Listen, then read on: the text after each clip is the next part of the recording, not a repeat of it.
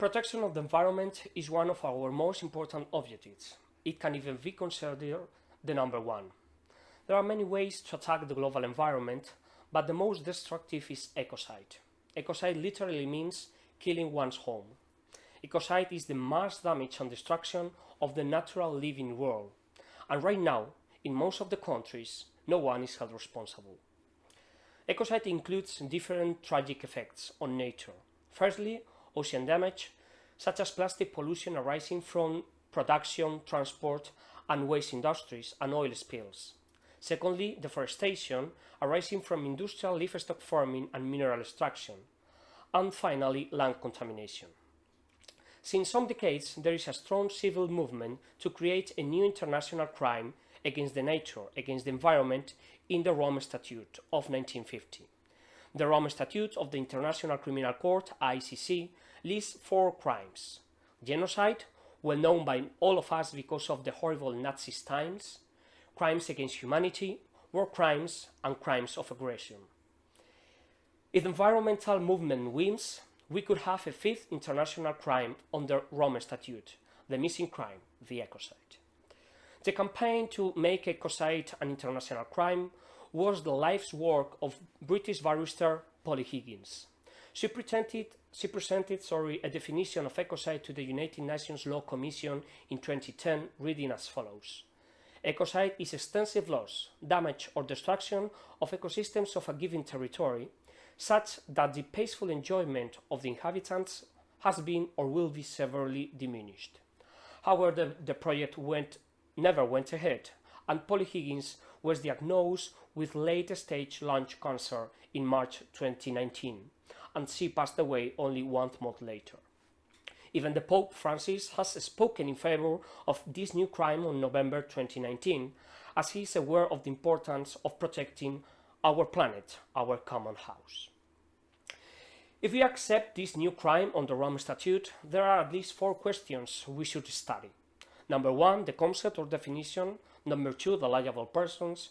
Number 3, the sanctions. And number 4, the competent judicial authority. Firstly, there are some definitions provided by scholars from all over the world.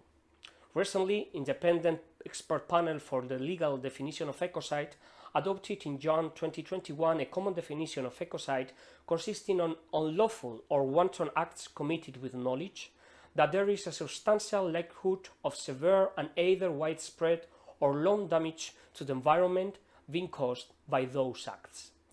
In the French doctrine, a group of specialists with different backgrounds presented a very valuable proposal, Projet de Convention contre l'Ecocide. The prohibited behaviors can consist of a variety of contaminating activities affecting planetary security. It might provoke the extensive, long-lasting and serious degradation of natural resources and the death, the causation of permanent illness or incurable illness to population. The second question we should study is the liable persons. When we are dealing with huge environmental destruction, it is crucial for us to apply this new ecocide crime to big and powerful corporations, as today they are liable of the most severe ecocides on Earth.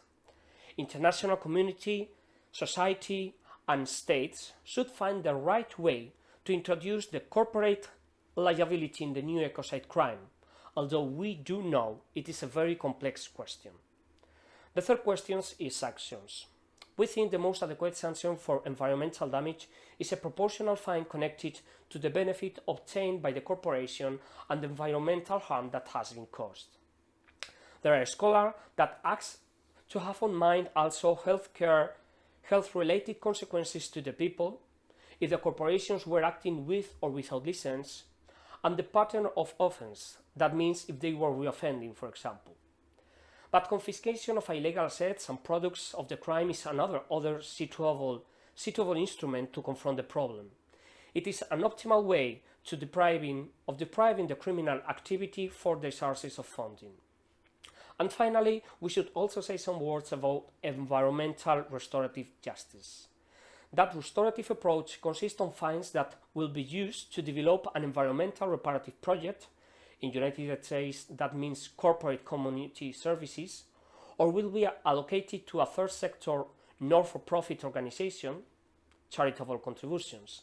But there are other environmental restorative missions beyond fines and confiscation, which imply no economic expense, and that can be of reparative efficacy. We are talking, for example, about the publication of the judgment, apologies, or restorative conferencing. Finally, the last thing we should study is the judicial authority with competence to investigate and judge these events. It must be an international court with strong powers and whose decisions should be accepted by every part, states and corporations. Some scholars consider the best option a reform of the Rome Statute, introducing the crime of ecocide and giving the competence to investigate ecocides to the International Criminal Court. Other option could be the International Court of the United Nations.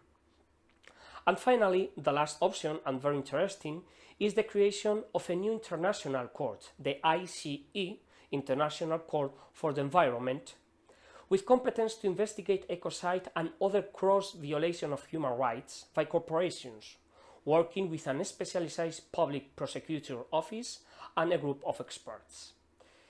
It's time to conclude.